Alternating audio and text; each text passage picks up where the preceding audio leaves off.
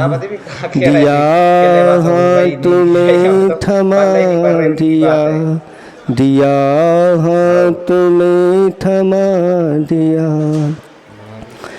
देवादिदेव 1008 कैवल्य कमलापति श्री आदिनाथ भगवान की। देवादिदेव 1008 नववर के अतिशयकारी चैतन्य चमत्कारी चिंतामणि पार्श्वनाथ भगवान की। देवादिदेव 1008 वर्तमान शासन नायक महावीर भगवान की। परम उपकारी आचार्य प्रवर गुरुवर श्री विद्यासागर जी महामुनि मुनिराज की। 3 कम 9 करोड़ मुनिराजों की।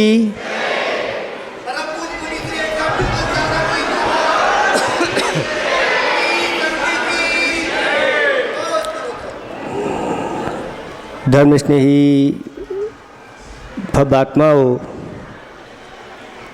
आज का दिन आपके लिए और हमारे लिए, हम सब के लिए बहुत ही यह पावन पवित्र दिन है। तारीख के हिसाब से गुरुदेव का वरद हस्त हमारे ऊपर रखा गया था और हमारे जीवन का कायाकल्प हो गया। गुरु कृपा से ज्ञानी संयमी बना, गुरु कृपा से ज्ञानी संयमी बना। मैं तो गधा था। कौन था? गधा। एक गधा भी गुरु की कृपा हो जाती है तो क्या से क्या हो जाता है। ये सब गुरु की महिमा वर्णी न जाए। गुरु नाम एक गुरु की कृपा हुई। शास्त्रों में वर्णन है, सब उस कथा को जानते हैं कि एक सियार के ऊपर ऐसी कृपा गुरु महाराज की हुई और उस सियार के लिए एक संकल्प दे दिया और संकल्प देते ही वह सियार होशियार बन गया और उसने उस संकल्प को ऐसी दृढ़ता के साथ पालन किया कि अगले ही भव में वह मनुष्य पर्याय प्राप्त करके संयमी बन करके केवल ज्ञान प्राप्त करके और मोक्ष को प्राप्त कर लिया। दुनिया में जो गुरु देते हैं वो कोई दे नहीं सकता। आप लोग जब प्रसन्न हो जाते हैं तो क्या देते हैं? आप प्रसन्न होते हैं तो कौड़ी छदानम, रुपया पैसा देते हैं, और राजा प्रसन्नम गज भूमि दानम, और गुरु प्रसन्नम मुक्ति प्रदानम। गुरु अगर प्रसन्न हो जाते हैं, जिसके ऊपर भी प्रसन्न हुए हैं, उसको नियम से मुक्ति मिली है। ये शास्त्र भरे पड़े हैं गुरु की महिमा के लिए। इसलिए धन को ज़्यादा महत्व नहीं देना चाहिए। किसी ने कहा है कि धन से श्रेष्ठ पशु धन होता है। ये जो आपका धन है, इस धन का उतना महत्व नहीं है जितना चेतन पशुओं का महत्व है। और पशु धन से, पशुओं से श्रेष्ठ कौन होता है? मनुष्य श्रेष्ठ होता है। और मनुष्यों में श्रेष्ठ कौन होता है? तो कहते हैं जो संयमी है वो श्रेष्ठ होते हैं, साधु होते हैं। और साधुओं में श्रेष्ठ कौन होते हैं?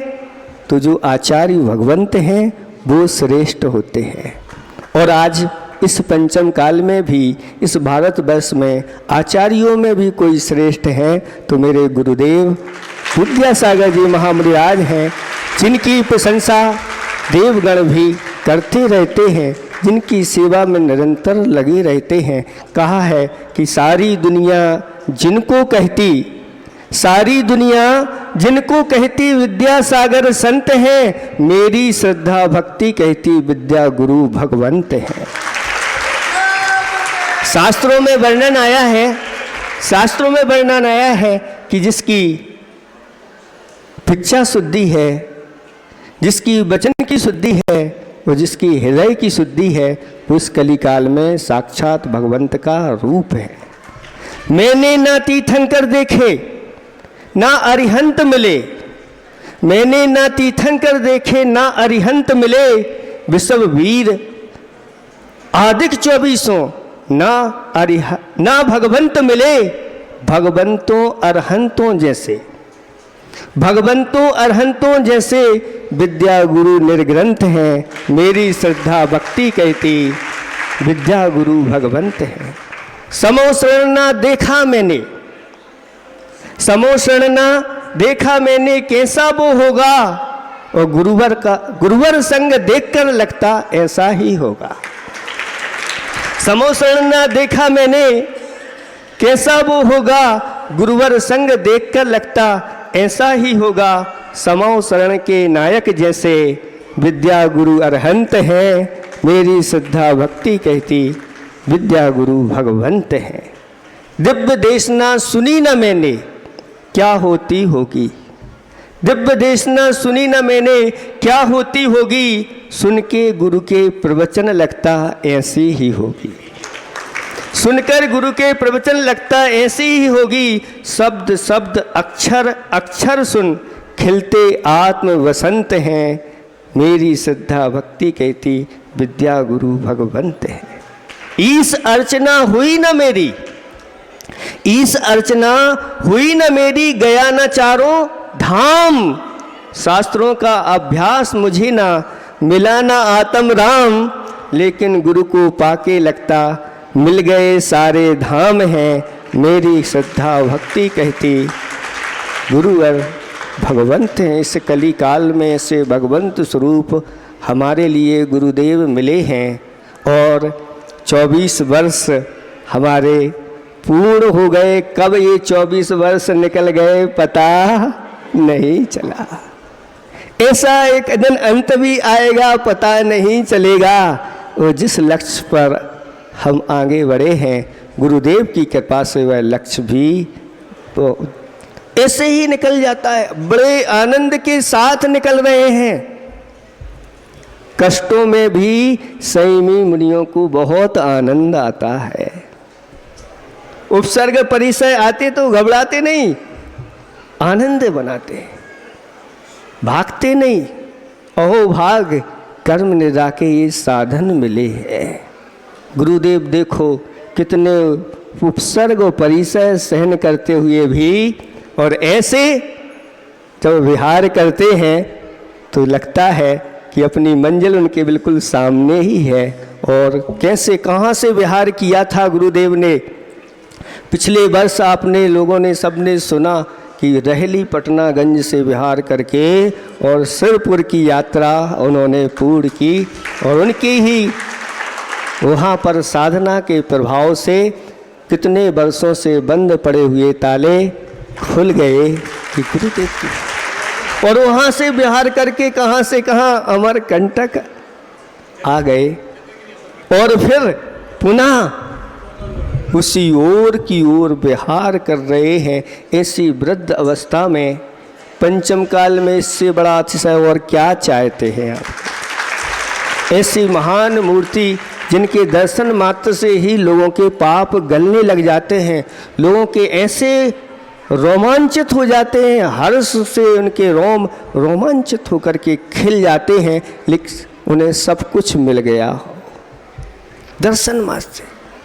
एक व्यक्ति के बारे में सुना था, एक संस्मरण पढ़ा था कि एक व्यक्ति आचार्य भगवंत के पास गया और वहाँ से जब बाहर निकला तो इतना आनंदित होते हुए वह बाहर निकल रहा था। और एक महाराज वहीं पास में बैठे हुए थे। क्यों भाई इतने प्रसन्न क्यों हो रहे हो? क्या गुरुदेव से तुम्हें मिल गया? क्या गुरुदेव ने कोई मंत्र दे दिया? वह कहता है कहाँ महाराज, मंत्र उनसे मिलेगा। तो गुरुदेव ने अच्छी तरह से आशीर्वाद दे दिया? कहाँ महाराज। तो फिर क्या गुरुदेव ने देख कर के मुस्कुरा दिया? कहाँ महाराज। तो फिर तुम इतने प्रसन्न क्यों हो? वह कहता है आज हमने गुरुवर को बैठ कर के जी भर के देख लिया। देखने में ही लोगों का कैसा आनंद बढ़ता है।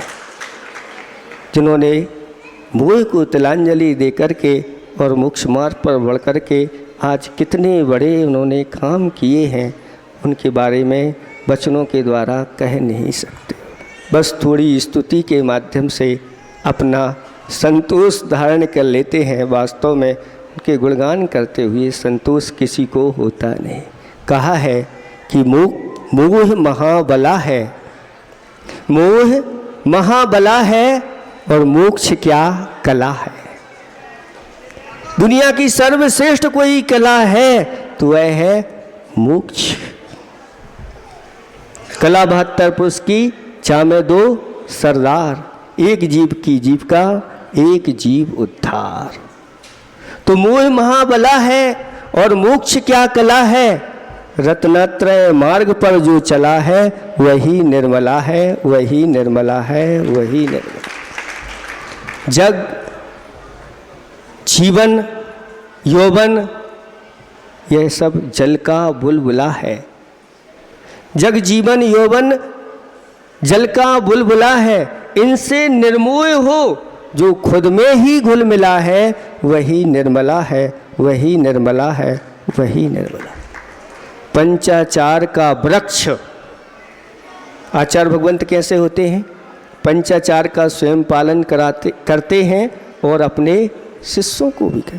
पंचाचार का वृक्ष जिनके आंगन में फूला फला है, पंचाचार का वृक्ष जिनके आंगन में फूला फला है, 5 समिति 3 गुप्ती रूपी माँ की गोद में जो पला है, वही निर्मला है, वही निर्मला है, वही। एक बार लोग आचार्य भगवंत के पास निवेदन करने के लिए आए कि यहाँ पर एक समिति आई है और समय चाहती है आपसे। तो आचार्य भगवंत कहते हैं, हमारी तो पहले से ही 5 समिति हैं और हमारे पास अभी समय नहीं है, पहले हमें उनका पालन करने दो, समय होगा तो देखेंगे। ऐसे महान गुरु जिनका हम लोगों के ऊपर 23 ऐसे हम लोग थे जिनके ऊपर गुरुदेव की कृपा हुई। और नेवावर क्षेत्र में जो अपने आप में कैसा क्षेत्र है, कहते हैं वह सिद्ध क्षेत्र है। और जहाँ सिद्ध क्षेत्र में गुरुदेव की कृपा हुई हो तो वास्तव में वहाँ पर तो उन्होंने कंकरों को कंकर बना दिया है, ऐसा वह क्षेत्र है। बहुत सारी दीक्षाएं वहाँ पर हुई हैं। 5.5 करोड़ 5.5 करोड़ मुनिराजों का वहाँ से मोक्ष की प्राप्ति हुई है। और वहाँ पर आचार्य भगवंत ने कितनी साधना की है। और पिछले वर्ष में जो वहाँ पर पंच कल्याणक महामहोत्सव हुआ और गुरुदेव की कृपा थी, तो उन्होंने कितनी ऐसी उन धातु की प्रतिमाओं में सूर्य आदि मंत्र दे करके हजारों प्रतिमाएं सहस्रकूट की और जिनालय वहाँ पर बन करके तैयार हो गए। 24 वर्ष पूर्ण है, 25वें वर्ष में प्रवेश हो गया है। तो यहाँ पर ये बहनें बैठी हुई हैं। उस समय जब हम लोगों की दीक्षा हुई थी तो सुत पंचमी के दिन प्रतिभा स्थली की बहनों की भी ड्रेस चेंज हुई थी और शुरुआत तब से हुई। तो 24 वर्षों में इनका विस्तार कितना बड़ा हो गया है। अगर ये एक साथ इकट्ठी हो जाएं तो क्या है ये सब। और सुत पंचमी को इन लोगों के भी 24 वर्ष पूर्ण हो जाएंगे प्रतिभा स्थली की स्थापना बहनों की ड्रेस को लेकर के। और उनको गुरुदेव का उनके लिए भी ऐसा ही मिले। कितना बड़ा समर्पण इन लोगों ने गुरुदेव के लिए किया है ये तो आप जानते हैं। और गुरुदेव ने भी अपना समर्पण आप लोगों के लिए कितना किया है ये भी आप समझ सकते हैं कि अपनी शिष्याओं को आपके बच्चों के लिए, आपके बच्चों का पतन ना हो जाए, आपके बच्चे दुर्गति के पात्र नहीं हो जाएं।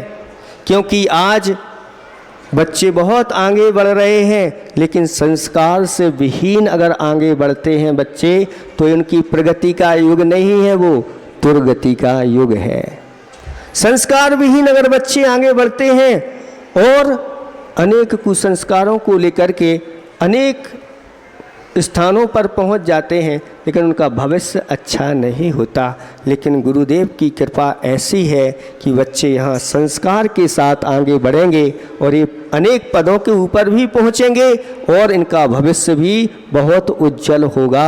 ऐसे गुरुदेव की सोच है। बहुत दूर दृष्टि रखने वाले गुरुदेव होते हैं, इसलिए उन्होंने इस धर्म की रक्षा के लिए, धर्म की संस्कृति की रक्षा के लिए और इन बहनों के लिए, आप लोगों के लिए समर्पित कर दिया। और ये अपना पूरा ऐसे स्थान पर जहाँ कोई आता जाता नहीं है, फिर भी गुरु आज्ञा से अपनी साधना में रत हैं। सारी की सारी बहनें व्रती हैं और व्रतियों के द्वारा आप लोगों के बच्चों के अंदर वह संस्कार भी डल रहे हैं और साथ साथ में उनका अध्ययन भी हो रहा है। मुझे तो ऐसा लगता है चौथा काल पुनः वापस आ गया। और ये सब काल किसकी कृपा है? तो ये गुरुओं की कृपा है। ऐसे गुरुओं का उपकार भूलना नहीं चाहिए। और आप लोगों से हमारा ये कहना है कि जो देखो इतनी बड़ी बड़ी बिल्डिंग तैयार हो गई हैं, लेकिन अभी पूरी नहीं हुई हैं। आप लोग अब शांत नहीं बैठना है, जल्दी से जल्दी इन सब कार्यों को पूर्ण करना है। और ये जिनालय के लिए जो आशीर्वाद गुरुदेव का दे गए हैं, वो भी आप बिल्कुल बंद नहीं होना चाहिए। काम बहुत जल्दी आप इस प्रकार का करके दीजिए कि गुरु आपके ऊपर प्रसन्न हो जाएं और जल्दी से जल्दी गुरु की कृपा से आप लोगों को चातुर्मास मिले। और गुरु का भी अगर आप चातुर्मास चाहते हैं तो ऐसे मिलने वाला नहीं है। आप लोग जैसे उत्साह उमंग के साथ गुरुदेव के सानिध्य में आप लोगों ने संकल्प किए हैं, एक बार फिर पुनः चिंता की कोई बात नहीं। हमारा आशीर्वाद है, गुरुदेव का आशीर्वाद है। आप लोगों को तो बस कदम से कदम मिला करके एकता बना करके कार्य करना है। समय बहुत हो गया है, इतना ही हम पर्याप्त समझते हैं। और ऐसे गुरुदेव के परम उपकार को एक भव में क्या भवों भवों में भी चुकाया नहीं जा सकता। बस हम तो यही भावना बातें हैं कि गुरुदेव जिन्होंने सबके उपकार के लिए इतना किया है, तो कहते हैं कि जो पूरे के पूरे विश्व के कल्याण की भावना भाते हैं, वो जरूर एक दिन ऐसे ही तीर्थंकर पद को प्राप्त हो। और उन सब हम सब मिलकर के उनके समूषण में बैठ करके उनकी